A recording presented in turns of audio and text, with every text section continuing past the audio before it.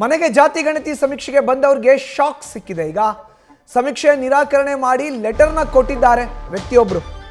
ನೋಡಿ, ಇದು ಕೊಪ್ಪಳ ಜಿಲ್ಲೆಯ ಕೊಪ್ಪಳ ನಗರದಲ್ಲಿ ಜಾತಿ ಗಣತಿ ಸಮೀಕ್ಷೆಗೆ ವ್ಯಾಪಕವಾದಂಥ ವಿರೋಧ ವ್ಯಕ್ತವಾಗ್ತಾ ಇದೆ. ವಾರ್ಡ್ ನಂಬರ್ 28ರ ರಾಮಣ್ಣ ಎಂಬುವರಿಂದ ವಿರೋಧ. ಪ್ರಶ್ನೆ ನಂಬರ್ 59 ಮತ್ತು 60. ಈಗಾಗಲೇ ರಾಜ್ಯದ ಮುಖ್ಯಮಂತ್ರಿ ಹೇಳಿದ್ರು 60 ಪ್ರಶ್ನೆಗಳನ್ನು ಕೇಳ್ತಾರೆ, ನಮ್ಮ ಆಯೋಗದವರು ಬರ್ತಾರೆ, ಶಿಕ್ಷಕರ ಮೂಲಕ ಪ್ರಶ್ನೆಗಳನ್ನು ಕೇಳ್ತಾರೆ, ಅದಕ್ಕೆ ಉತ್ತರ ಕೊಡಿ, ನೀವು ಭಾಗಿಯಾಗಿ ಈ ಜಾತಿ ಗಣತಿನಲ್ಲಿ. ಇದನ್ನು ಜಾತಿ ಗಣತಿ ಅಂತ ಉಲ್ಲೇಖ ಮಾಡಲ್ಲ, ಸಾಮಾಜಿಕ, ಶೈಕ್ಷಣಿಕ, ಆರ್ಥಿಕ ಸಮೀಕ್ಷೆ ಅಂತ. ಬಟ್ ಪ್ರಶ್ನೆ 59 ಮತ್ತು 60 ಮಾನವ ಹಕ್ಕುಗಳ ಉಲ್ಲಂಘನೆ ಆಗುತ್ತೆ. 8 ಅಂಶಗಳ ಬಗ್ಗೆ ಲೆಟರ್ನ ಬರೆದು ಕೊಟ್ಟಿದ್ದಾರೆ ರಾಮಣ್ಣ ಎಂಬ ವ್ಯಕ್ತಿ. ಇಲ್ಲ, ನೀವು ಕೇಳೋವಂಥ ಪ್ರಶ್ನೆ ನಾವು ಉತ್ತರ ಹೇಳೋಕ್ಕಾಗೋದಿಲ್ಲ ಅಂತ ಹೇಳಿ ಲೆಟರ್ನ ಬರೆದುಕೊಟ್ಟು 59 ಮತ್ತು 60ನೇ ಪ್ರಶ್ನೆಗೆ ಮಾನವ ಹಕ್ಕುಗಳ ಉಲ್ಲಂಘನೆ ಆಗುತ್ತೆ ಅಂತ ಲೆಟರ್ನ ಬರೆದುಕೊಟ್ಟು ಸಮೀಕ್ಷೆನ ಮಾಡಿಸ್ಕೊಂಡಿಲ್ಲ. ಅವರು ಸಮೀಕ್ಷೆಗೆ ವಿರೋಧವನ್ನು ವ್ಯಕ್ತಪಡಿಸಿದ್ದಾರೆ, ಲೆಟರ್ನ ಬರೆದುಕೊಟ್ಟಿದ್ದಾರೆ, ಸಮೀಕ್ಷೆ ಬೇಡ ಅಂತ ಸಂದೇಶವನ್ನು ಕಳುಹಿಸಿದ್ದಾರೆ. ಜಾತಿ ಸಮೀಕ್ಷೆಯಲ್ಲಿ ಒಟ್ಟು 60 ಪ್ರಶ್ನೆಗಳನ್ನು ಕೇಳಿದ್ರು ಸರ್.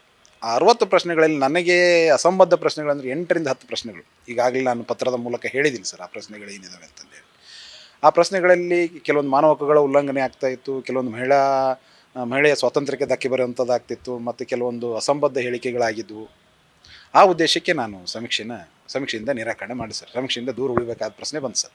ಈಗ ಸಮೀಕ್ಷೆಗಾರರು ಬಂದು ನಾವೇನೋ ತಪ್ಪು ಮಾಡಿರೋ ನಮ್ಮನ್ನು ಒಂದು 60 ಪ್ರಶ್ನೆಗಳನ್ನ ಕೇಳಿದರು. ನನಗೆ ವೈಯಕ್ತಿಕ ಘನತೆಗೆ ಧಕ್ಕತಿರುವಂಥದ್ದಾಯಿತು. ಅದಕ್ಕೋಸ್ಕರ ನಾನು ಸಮೀಕ್ಷೆ ಕೊಡಲ್ಲ, ನಿಮಗೆ ಮಾಹಿತಿ ಕೊಡಲ್ಲ ಅಂತ ನಿರಾಕರಣೆ ಮಾಡಿದೆ ಸರ್. ಹೆಚ್ಚಿನ ಮಾಹಿತಿ ನೀಡ್ತಾರೆ ನಮ್ಮ ಪ್ರತಿನಿಧಿ ರಾಜು. ಈಗ ದೂರವಾಣಿ ಸಂಪರ್ಕಕ್ಕೆ ಸಿಕ್ಕಿದ್ದಾರೆ. ರಾಜು, ಕೊಪ್ಪಳದಲ್ಲಿ ವಾರ್ಡ್ ನಂಬರ್ 29ರ ರಾಮಣ್ಣ ಅನ್ನೋರು ಪತ್ರ ಬರೆದಿರೋದು, 28ರ ರಾಮಣ್ಣ ಅನ್ನೋರು ಪತ್ರವನ್ನು ಬರೆದಿರೋದು. ಪತ್ರದಲ್ಲಿ ಉಲ್ಲೇಖ ಮಾಡಿರುವಂಥ ಅಂಶಗಳು ಏನೇನು? ಈಗ ಆ ವ್ಯಕ್ತಿ ಏನು ಹೇಳ್ತಾರೆ? ಮಧುಸೂದನ್, ಈಗ ಏನು ಜಾತಿ ಗಣತಿ ಸಮೀಕ್ಷೆ ನಡೀತಾ ಇದೆ ಅದನ್ನ ಸಾಮಾಜಿಕ, ಆರ್ಥಿಕ ಮತ್ತು ಸಮೀಕ್ಷೆ ಎಂದು ಏನು ಸರ್ಕಾರ ಹೇಳ್ತಾ ಇದೆ.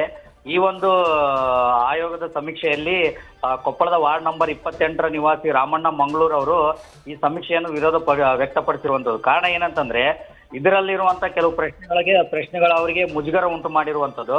ಹಾಗಾಗಿ ಅದರಲ್ಲಿ ಸುಮಾರು 8 ಅಂಶಗಳು, ಪ್ರಮುಖ ಅಂಶಗಳ ಬಗ್ಗೆ ಅವರೊಂದು ಲೆಟರ್ ಬರೆದಿರುವಂಥದ್ದು. ಏನು ಅಂತಂದ್ರೆ, ಈ ಪ್ರಶ್ನೆಗಳು ನನಗೆ ಎಲ್ಲೋ ಒಂದು ಕಡೆ ಮುಜುಗರ ಉಂಟಾಗ್ತಾ ಇದೆ, ಹಾಗಾಗಿ ನೀವು ನೀಡಿರುವಂತಹ ಏನು ಪ್ರಶ್ನೆಗಳಿವೆ ಇವು ಮಾನವ ಹಕ್ಕುಗಳ ವಿರುದ್ಧವಾಗಿವೆ, ಅಂದ್ರೆ ಉಲ್ಲಂಘನೆ ಆಗುತ್ತವೆ. ಹಾಗಾಗಿ ನಾನು ಈ ಸಮೀಕ್ಷೆಗೆ ನಾನು ಸ್ಪಂದಿಸುವುದಿಲ್ಲ ಅಂತ ಹೇಳಿರುವಂಥದ್ದು. ಅದರಲ್ಲಿ ಪ್ರಮುಖವಾಗಿ ಅವರಿಗೆ ಮುಜುಗರ ಉಂಟಾಗಿರುವಂಥ ವಿಷಯ ಏನಂತಂದ್ರೆ, ನಿಮ್ಮ ಮನೆಯಲ್ಲಿ ಎಷ್ಟು ಕೊಠಡಿಗಳಿವೆ ಅದೊಂದು ಪ್ರಮುಖವಾಗಿ, ಮತ್ತು ಜಾತಿ ಪದ ಬಳಕೆ ಒಂದು, ಮತ್ತು ಇನ್ನೊಂದು ಅದರಲ್ಲಿ ಪ್ರಮುಖವಾಗಿ ಅವರಿಗೆ ಏನೋ ಮುಜುಗರ ಉಂಟಾಗಿರೋದಂದ್ರೆ ವಿಧೇಯರ ಬಗ್ಗೆ ಮಾಹಿತಿ.